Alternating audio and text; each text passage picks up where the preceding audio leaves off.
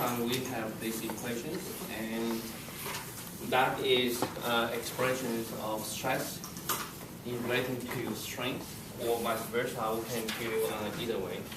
And the second property is this: the stress deviated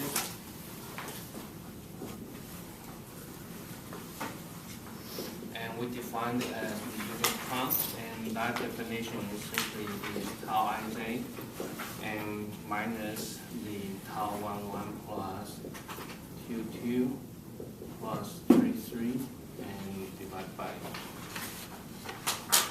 3 delta ij. Okay, so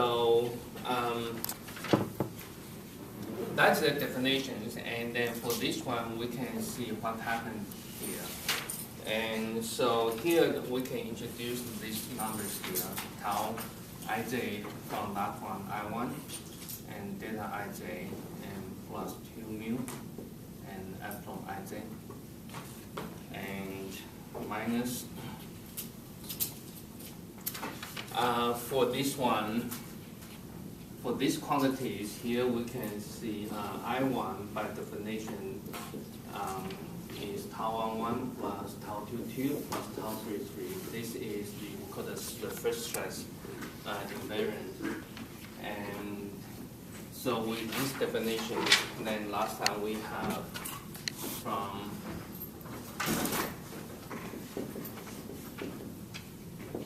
last time we have the I1 equal to 3 lambda plus 2 mu times I1. Okay, so we plug in that information here.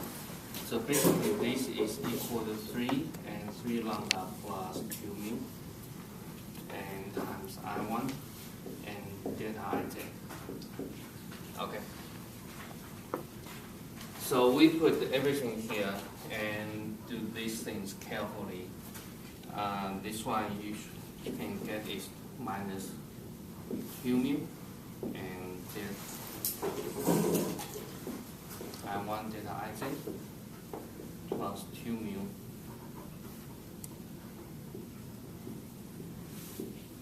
Okay, so basically in these expressions I have done is I simply combine the two terms. Okay, I combine the two terms and into this one. Okay. And then furthermore, we plug in the I1's definitions.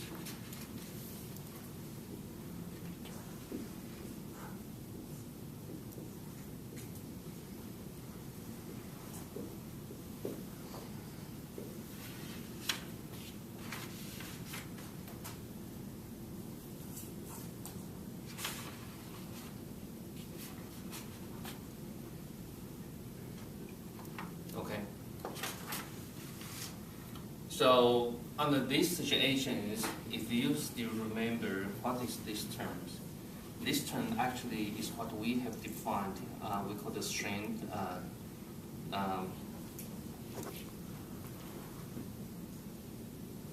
deviated. Probably I didn't touch that one, but here this by definition is called the strain deviators. Okay. So basically, in theory, in summaries, the result is this: for the stress relation into the strain deviators is simply multiplied by these numbers.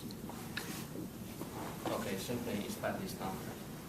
And mu, again, that is mu is related to our rigidity modulus. So this one have the implications in the study of plasticity. Okay, but here for this point we just summarize here. And the third one,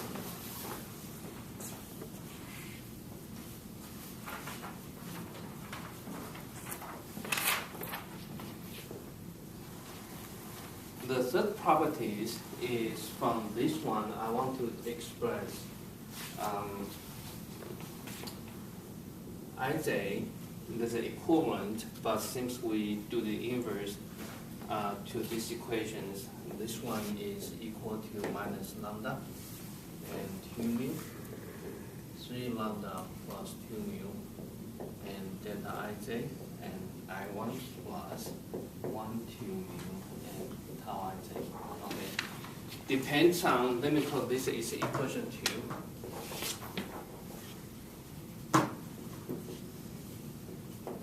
And let me put this is equation 1. Depends on the applications, pick either of the expression will be easier.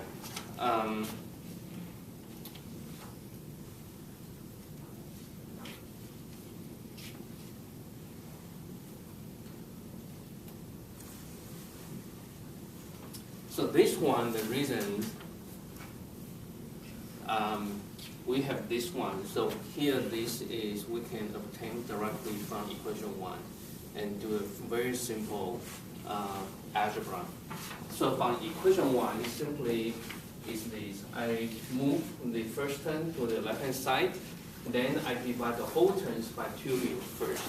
Okay, so from equation 1, then we have epsilon ij is equal to minus lambda and 2 mu I1 delta ij and plus 1 over 2 mu, and okay.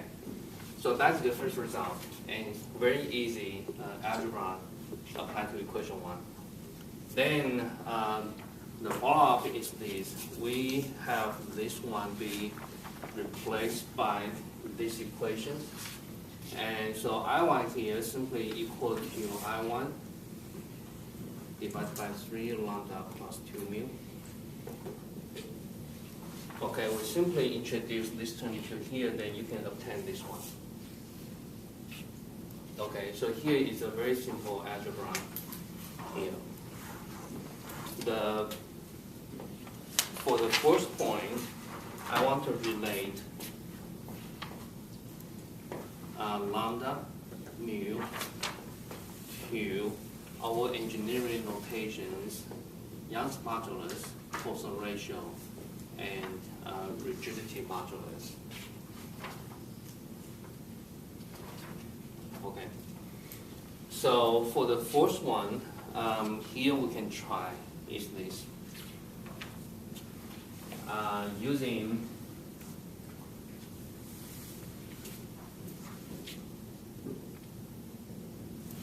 we pick the equation 2. Then from equation 2, say let me work on the ij equal to 1, 1 element. So here for this one, using equation 2 is minus lambda and 2 mu, 3 lambda plus 2 mu, and delta 1, so that's I1.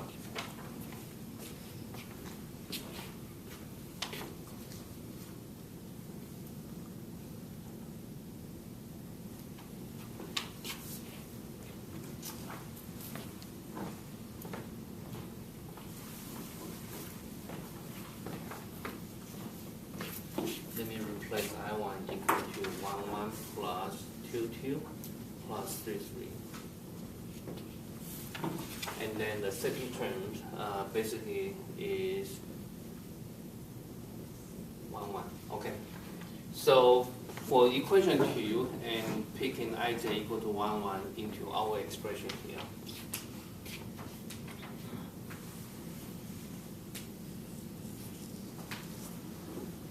Okay. And 2, 2 would have the similar way.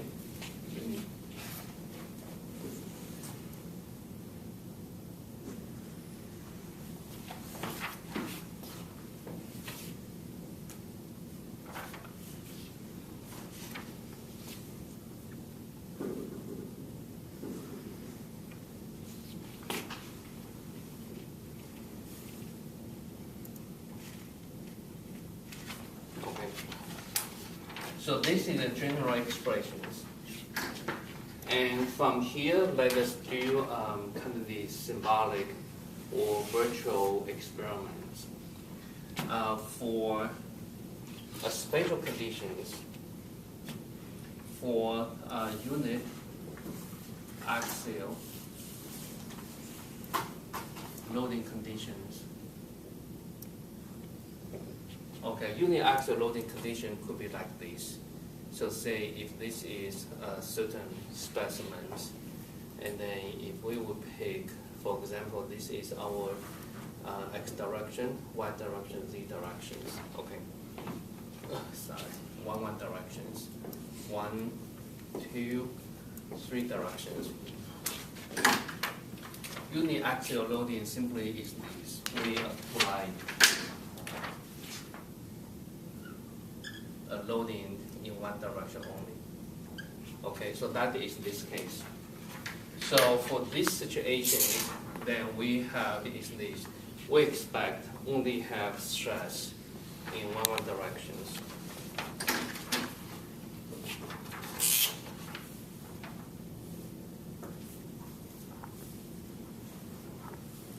And the stress in 2, and 3 directions are both zeros. Okay. So for this case, then the situations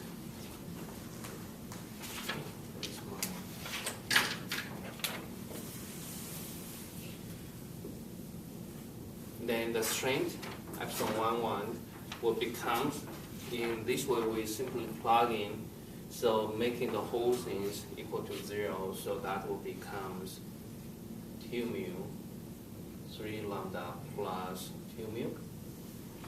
And then again, for that case, we're making tau 2 to 3 equal to 0, and combining the tau 1 together carefully, this one will be equal to lambda plus mu tau 1.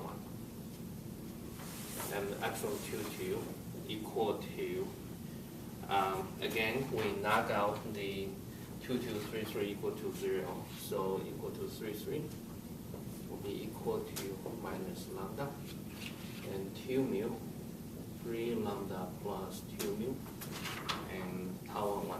Okay? So those are the expressions between the stress, the strain, and the stress. And this is the loading conditions. And on the other side,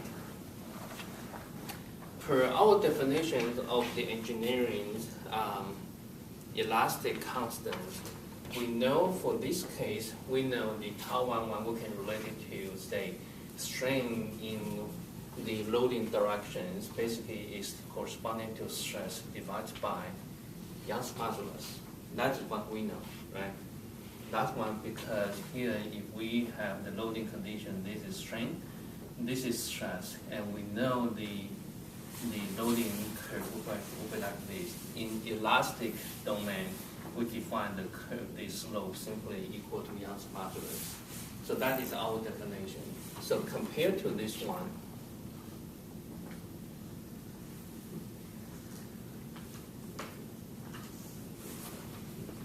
so from here we have Young's modulus simply is equal to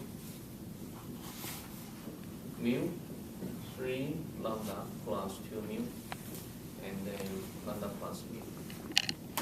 Okay. So that is the relation here. And also, on the other side, from this case, we have a uniaxial loading. We expect the lateral deformation, and that due to the Poisson ratio effect. So that means epsilon 2 equal to epsilon 3 due to Poisson ratio effect is equal to, this one is equal to minus nu times epsilon 1. So that is the definition. So this is the definition of the Poisson ratio. Poisson ratio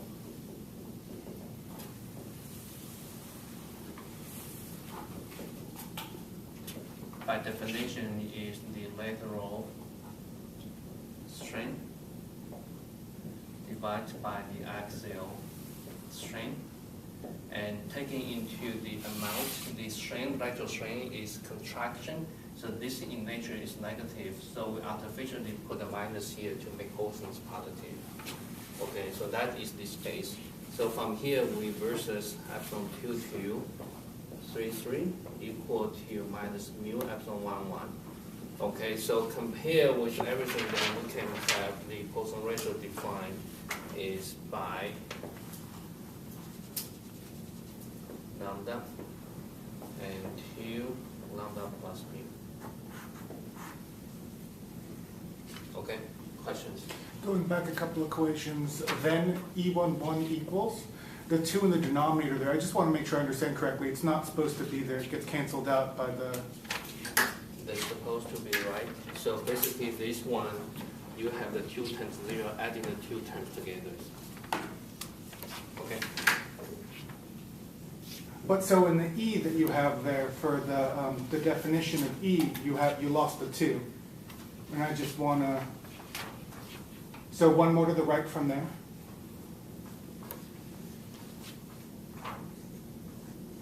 So that one has a 2 in the denominator that I'm not sure is there because in the Poisson ratio, sorry, in the Young's modulus to the right. It shouldn't have 2 here. Okay, then I understand. Okay. The other stuff is right. Yeah, so that should be this one. Okay, they shouldn't have 2 here. Thank you. Okay. And then we continue. So let me save this.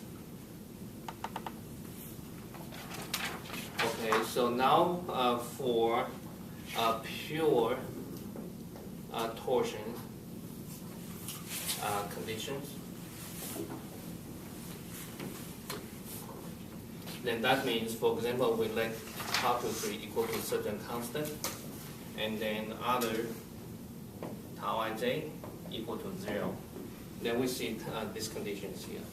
So with this condition plugging into the 3 equations, then we have is this tau to 3 equal to mu and tau to 3. Okay, and all the other terms will become zeros. So with this one, then we compare with our engineering definitions. We know the gamma tau to 3, basically by definition, is the stress divided by rigidity modulus. So from here we know the rigidity modulus G equal to mu. Okay, because here the tau to 3, if you remember, that is 1/2 is gamma to 3. Okay. So basically this one simply equal to E divided by 2, 1 plus mu.